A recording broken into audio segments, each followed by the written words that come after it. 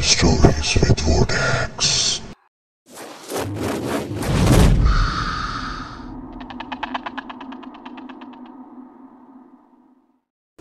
अस्सलाम वालेकुम दोस्तों, welcome to my channel horror stories with Vortex. दोस्तों, कैसे हैं आप लोग? उम्मीद करता हूँ खैरियत से होंगे। अल्लाह पाक आप सब पर अपना ख़ास करम फरमाए और सेहत और खुशियाँ दें, और जिन मखलूक़ात का हम जिक्र कर रहे हैं इनसे महफूज रखें, आमीन। दोस्तों, अपनी दुआओं में मुझे भी याद रखा करें। चलते हैं आज की स्टोरी की तरफ। ये स्टोरी हमें जुनैद ने भेजी है, तो चलते हैं इनकी स्टोरी इन्हीं की ज़ुबानी सुनते हैं। अस्सलाम वालेकुम वोर्टेक्स भाई, मेरा नाम जुनैद है। ये वाक़या मेरे साथ तब पेश आया जब मेरा नया नया रिश्ता हुआ। मेरे घर वालों को वो बहुत पसंद आई। पेशे से वो डॉक्टर थी। मेरे घर वालों को रिश्ता इतना पसंद आया, उन्होंने जल्द से जल्द मेरी मंगनी उससे तय कर दी और कुछ ही दिनों बाद मेरी मंगनी हो गई। हमारा सिटी चेंज था। वो लाहौर की रहने वाली थी और मैं गुजरांवाला का। अक्सर फ़ोन पर बात हुआ करती थी, तो हेलो हाय और सलाम दुआ के अलावा ज़्यादा बात ना होती। कुछ अरसा गुजरता चला गया और हम बात करते रहे और हमारी बातचीत बहुत ज़्यादा होने लगी। ये टाइम आ गया कि रात को सोने से पहले हम फ़ोन पर लंबी लंबी बातें किया करते थे। मुझे उससे और उसे मुझसे बहुत मोहब्बत होने लगी। शुरू के कुछ दिन तो मुझे कुछ फ़ील ना हुआ, लेकिन उसके बाद जो कुछ हुआ उसने मेरी दुनिया हिला दी। मैं उस लड़की को बहुत ज़्यादा चाहने लगा था। हम रात को इतनी बातें किया करते थे कि जब तक हम सो ना जाएं तब तक फ़ोन कनेक्ट रहता था। एक रात मैं फ़ोन पर उससे बात कर रहा था। पिन ड्रॉप साइलेंस, उसकी तरफ भी खामोशी और मेरी तरफ भी खामोशी थी। बात करते करते उसने अचानक कहा कि रुको 2 मिनट, मैं आई। शायद उसे पानी पीने जाना था। वो ये कहकर फ़ोन को होल्ड पर करके चली गई। मैंने हैंड फ्री लगा रखा था। मैंने अपना मोबाइल उठा लिया। फ़ोन होल्ड पे था और अपनी मोबाइल की गैलरी में जाकर कुछ पुरानी तस्वीर देखने लगा। उस हैंड फ्री में मुकम्मल खामोशी की आवाज़ थी। वो रात के 2 से 3 बजे का टाइम था। उसके कमरे में मुकम्मल खामोशी थी कि अचानक मेरे कानों में उस खामोशी को चीरती हुई एक आवाज़ आई। वो आवाज़ बहुत भारी थी और जैसे कोई कमरे में इधर उधर मूव हो रहा है। हालांकि जब वो पानी पीने का कहकर कमरे से गई तो बाकायदा उसके कमरे से जाने की आवाज़ और कमरे का दरवाज़ा खोलने और बंद करने की आवाज़ मुझे साफ सुनाई दी थी। ये बात तो तय थी कि वो कमरे से बाहर जा चुकी थी, लेकिन अब कमरे में मुझे किसी की आहट की आवाज़ सुनाई दे रही थी, जैसे कोई उस कमरे में इधर उधर मूव कर रहा हो। कुछ देर गुजरने के बाद अब वो आहट की आवाज़ जैसे उसके फ़ोन के पास से आ रही हो। मुझे साफ उसकी आवाज़ सुनाई दे रही थी, जैसे कोई उसके कमरे में घूम रहा है। फिर एकदम जैसे कोई उसके मोबाइल के पास आकर एक भारी सी आवाज़ में कुछ कहता है। उसकी आवाज़ इस तरह की थी जैसे कोई बकरे का गला काट रहा हो और बकरा अजियत में चिल्ला रहा हो। वो इतनी खौफनाक आवाज़ थी। वो आवाज़ कुछ इस तरह की थी।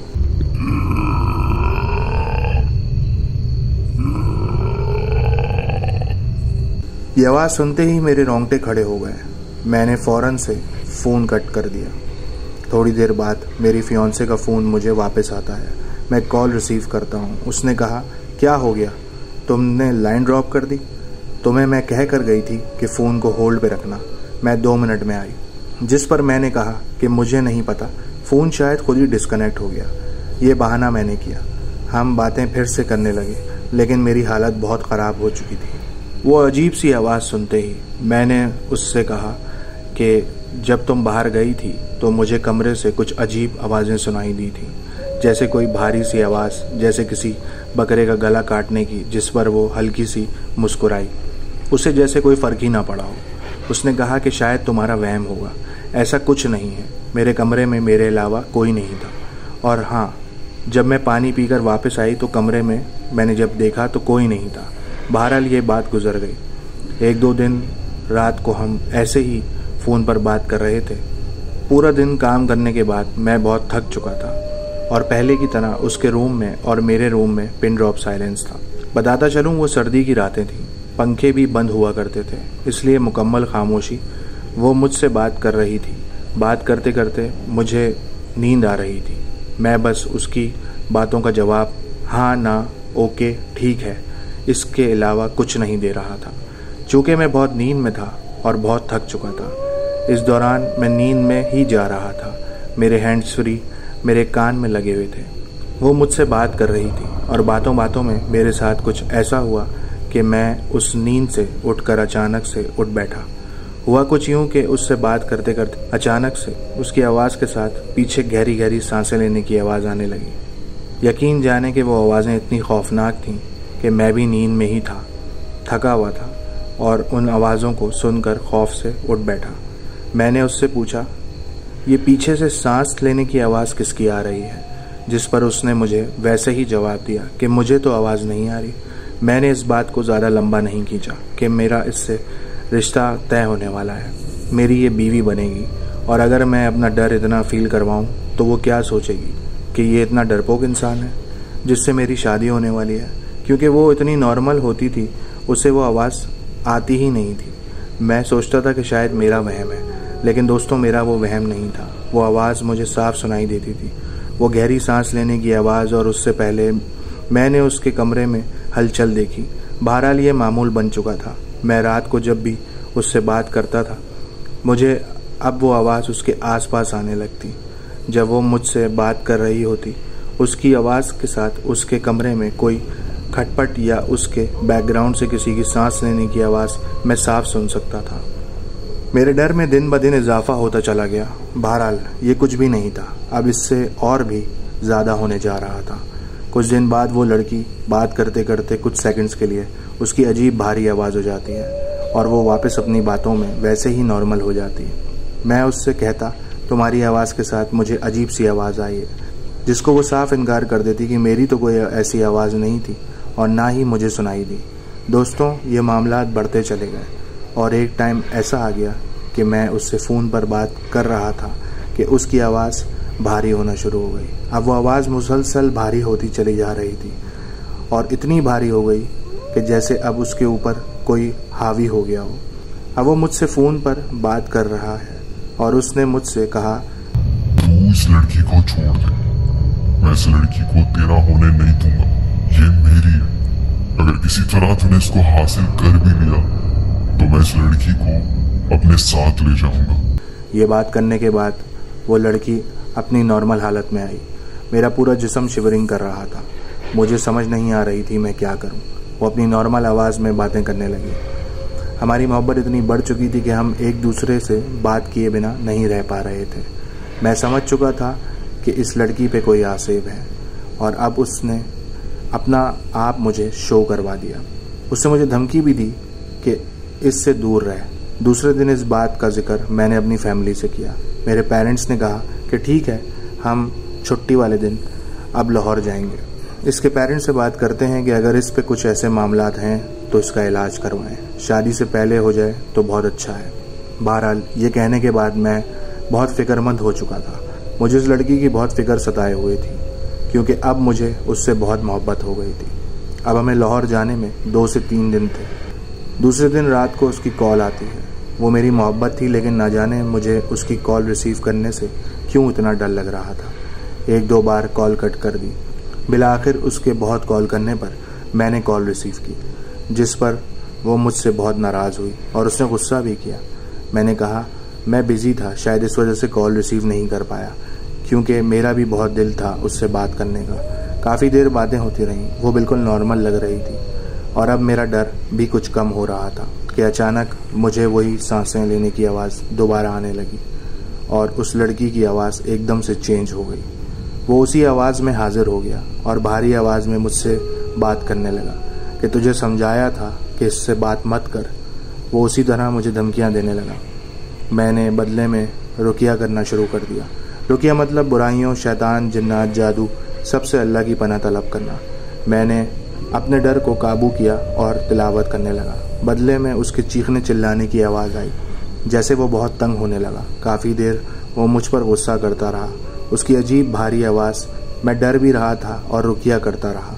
काफ़ी देर बाद वो लड़की नॉर्मल हुई और अब कुछ उसको याद ही नहीं था कि उसके साथ क्या हुआ है। मैंने अब उसको पूरी बात बताई कि देखो, कुछ अरसे से मैं चीज़ें नोट कर रहा था। मैंने तुमसे जिक्र भी किया, लेकिन तुम्हें इसका कुछ पता नहीं। तुम पर कोई हावी है जो मुझे इस तरह धमकियां देता है। वो ये बात सुनकर चुप हो गई। मैंने उसे उसका नाम लेकर बुलाया, पर उसने फ़ोन काट दिया। 2 दिन तक हमारी बात नहीं हुई। मैं उसे फ़ोन करता, वो फ़ोन को कट कर देती। 2 दिन बाद जैसे तैसे मैंने उससे रब्ता किया। उसने मेरा फ़ोन पिक किया, लेकिन वो आगे से बात नहीं कर रही थी। मैंने उससे कहा कि क्या मसला है, जिस पर वो काफ़ी इसरार करने के बाद उसने एक बात कही। उसने कहा कि मेरा कहीं भी रिश्ता होने लगता है तो मेरे साथ ये मसले शुरू हो जाते हैं। इससे पहले भी मेरा एक रिश्ता हुआ था। इस तरह मेरी उससे बात नहीं होती थी, लेकिन वो चीज़ मुझ पर हावी थी।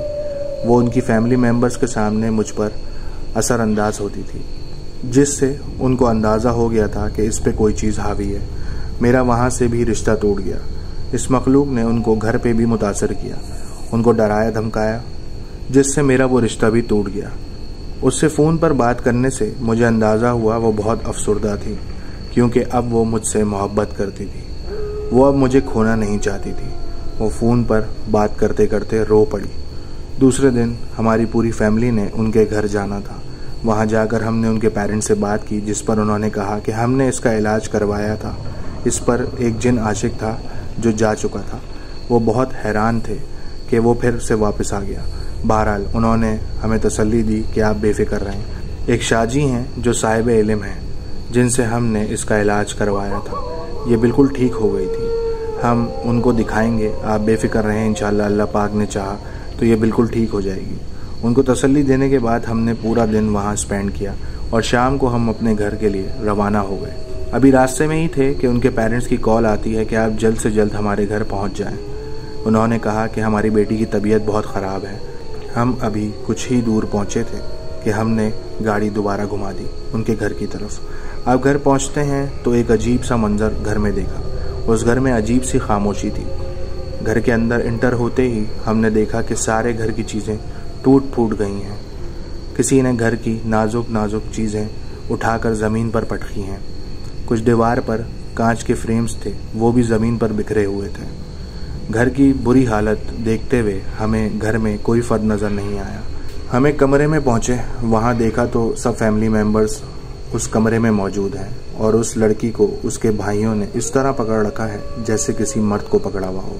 उसमें मर्दों से भी ज़्यादा ताकत आ चुकी थी। उसके बाल बिखरे हुए थे। वो बहुत गुस्से में था। उसकी वालिदा ने बताया कि आप लोगों के जाने के बाद ये बहुत गुस्से में आ गया। इसने साफ साफ कहा है कि अगर तुम दोबारा उस आलिम के पास मुझे लेकर गए तो मैं इस लड़की को ख़त्म कर दूंगा। इसको अपने साथ ले जाओ। बहरहाल वो बहुत परेशान थे। उसके भाइयों ने उसको जैसे तैसे मेरी गाड़ी में बिठाया।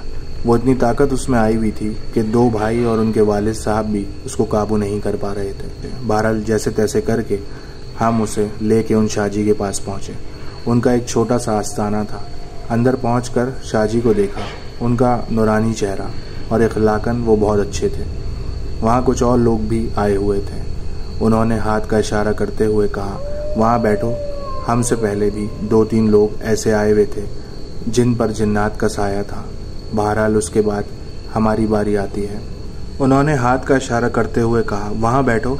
हमसे पहले भी 2-3 लोग आए हुए थे जिन पर जिन्नात का साया था। बहरहाल उसके बाद हमारी बारी आती है। हमने मेरी फियांसे को बाबा जी के सामने बिठा दिया और बाबा जी के एक असिस्टेंट ने उस पर एक सफ़ेद चादर डाल दी। हमने कुछ नहीं बताया था। सबसे हैरान कुन बात यह थी, बाबा जी ने कुछ पढ़ने के बाद उस लड़की से कहा कि तू फिर आ गया। तुझे मैंने कहा था ना, अगर तू उस लड़की को चाहता है तो तू इससे दूर चला जा। मैंने तुझे प्यार से समझाया था, लेकिन तेरी समझ में नहीं आती। बदले में जब मेरी फियांसे बोली तो मेरी जान जैसे हलक से बाहर आ जाएगी। वो इतनी खौफनाक वही भारी आवाज़ में जिस तरह वो फ़ोन पर कभी कभार मुझसे किया करती थी, उसने कहा कि मैं तो इसे छोड़ के चला गया था, लेकिन मैं इस लड़के की वजह से वापस आया। सर झुकाए मेरी फियांसे बैठी हुई थी और उसने हाथ का इशारा ऐन मेरे ऊपर किया। वो मुझे देख भी नहीं पा रही थी। लेकिन उसके इशारे की सीध बिल्कुल मेरे ऊपर थी। उसने कहा, इस लड़के की वजह से मैं वापस आया हूँ। इन दोनों का आपस में रिश्ता तय हो गया और शादी होने वाली। मैं इन दोनों को ये नहीं करने दूंगा। ये मेरी ना हो सकी तो मैं इस लड़के का भी सही नहीं होने दूंगा। उसने वही धमकी दी जो फ़ोन पर मुझे दी थी। बहरहाल मेरी पूरी फैमिली डर चुकी थी। मैंने तो फिर ये आवाज़ सुनी हुई थी। मेरी फैमिली ने इससे पहले ऐसा कोई एक्सपीरियंस नहीं किया था। वहाँ अजीब खौफनाक मंजर था। उस आस्थाने में एक ज़ीरो का बल्ब लगा हुआ था। वो हल्की सी लाइट थी। काफ़ी देर वो बाबा जी उस जिन से बात करते रहे और फिर एकदम से वो बहुत तैश में आ गया। उन्होंने मेरे फियोंसे के बालों में गिठाएं लगा दी और न जाने उन्होंने एक पानी में पड़कर क्या फूका और मेरी फियोंसे का कपड़ा उठाकर उसके चेहरे पर मारा, जिससे वो जिन जो पहले गुस्से में था अब वो मिन्नतों में आ गया कि मुझे माफ़ कर दो और मुझे जाने दो। बाबा जी के साइड में एक पर्दा लगा हुआ था जो पहले बंधा हुआ था। बाबा जी ने अपने असिस्टेंट को कहा, इस पर्दे को खोलो और उस जिन से कहा कि तुम इस तरफ आओ और इससे निकलो। आप यकीन जाने कि वो एक हुजरा सा था जिसमें जाने की किसी की भी कोई जगह नहीं थी। अब वो जिन बाबा जी से उस हुजरे से बात कर रहा था। अब यकीन जाने हमें किसी लंबे कद वाली किसी चीज़ का एहसास वहाँ हो रहा था। बाकायदा उस पर जाकर कपड़ा टच होता तो किसी की मौजूदगी का एहसास हमें हो रहा था। किसी के हिलने की वहाँ से आहट महसूस हो रही थी। अब बाबा जी ने उससे बात की तो वहाँ से आवाज़ आने लगी। पहले मेरी फियोंसे के अंदर से वो आवाज़ आ रही थी। जब वो जिन निकल कर उस हुजरे में चला गया जहाँ पर्दा लगा रखा था तो मेरी फियोंसे जैसे बेहोशी की हालत में बैठे बैठे ज़मीन पर ही लेट गई, जैसे वो बेहोश हो गई। मेरी अम्मी और उसकी अम्मी ने फ़ौरन जाकर उसको उठाना चाहा तो बाबा ने हाथ का इशारा किया कि रुको, इसको पड़ा रहने दो। ऐसे ही उसके बाद अभी जिन से बातें ही चल रही थी। बाबा जी ने कहा, ये मैं तुझे आखिरी मौका दे रहा हूँ। तूने अगर इसको नहीं छोड़ा तो मैं तुझे जला दूंगा। बाबा जी बहुत जलाली लहजे में आ गए थे। जिन मिन्नतें करता रहा। काफ़ी देर गुजरने के बाद बाबा जी ने हमें इशारा किया कि वो जा चुका है। काफ़ी देर आंखें बंद करने के बाद बाबा जी कुछ पढ़ते रहे और उन्होंने मेरे फियोंसे पर दम किया और उन्होंने कहा कि इसे ले जाओ, अब इंशाल्लाह वो नहीं आएगा, लेकिन वो बहुत ज़िद्दी है, वो इसे नहीं छोड़ रहा। अगर अब इस पे वो हावी हो तो मेरे पास फ़ौरन लेकर आना। बहरहाल हम उसे घर ले आए। शाम तक वो बिल्कुल नॉर्मल हो गई। बहरहाल शाम को हम घर वापसी के लिए रवाना हो गए। वो खामोश हो गई थी। अब मेरी उससे फ़ोन पर भी इस तरह बात नहीं होती थी। मैं उसे फ़ोन करता, बदले में वो सिर्फ मेरी बातें सुनती और मेरी बात का सिर्फ हाँ या ना में जवाब देती। हमारी हेलो हाय ही होती। अब हमारी बातचीत बहुत कम हो गई थी। उसके घर वालों ने कहा कि अब ये बहुत बीमार रहने लगी है। एक दिन मेरी उसके भाई से बात हुई तो उसने कहा कि वो जिन गया नहीं है, वो अभी भी इस पर आता है और कभी कभार इसको वैसे ही अटैक्स होते हैं। ये बहुत गुस्सा करती है। रात को अक्सर ये बाहर बैठी होती है। इसे उठाकर घर में लाया जाता है। इसकी हालत दिन ब दिन ख़राब होती चली जा रही है। इसने खाना पीना भी बहुत कम कर दिया है। ये बहुत कमज़ोर हो गई है। बहरहाल उन बाबा जी से मुसलसल उसका इलाज चलता रहा। कुछ अरसे बाद हमें खबर आई कि वो इतनी हद तक बीमार हो गई है कि उसकी डेथ हो गई है। बहरहाल उस जिन ने उसकी जान ले ली। ये वाक़या मेरी आप बीती है जो मैं आपसे शेयर करने जा रहा हूँ। तो बहुत बहुत शुक्रिया सर कि आपने अपनी स्टोरी हमसे शेयर की। अल्लाह ताला से दुआ है कि अल्लाह पाक उस लड़की की मग़फ़िरत फ़रमाए, उसे जन्नत में आला मुकाम अता फ़रमाए। आमीन। दोस्तों, अगर आपको ये स्टोरी अच्छी लगी हो तो कमेंट में अपनी राय का इज़हार लाजमी कीजिएगा। अगर आपके पास भी ऐसी कोई स्टोरी हो तो आप हमसे ज़रूर शेयर कीजिएगा। मेरा ईमेल एड्रेस है rjvortexradio@gmail.com। दोस्तों, अपना बहुत ख्याल रखिएगा, दुआओं में याद रखिएगा। अल्लाह हाफ़िज़।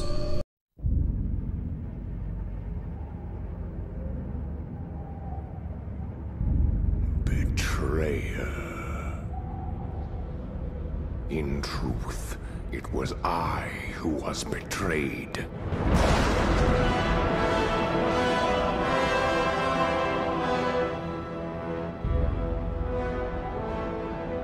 Still I am hunted. I am hated. Now my blind eyes see what others cannot.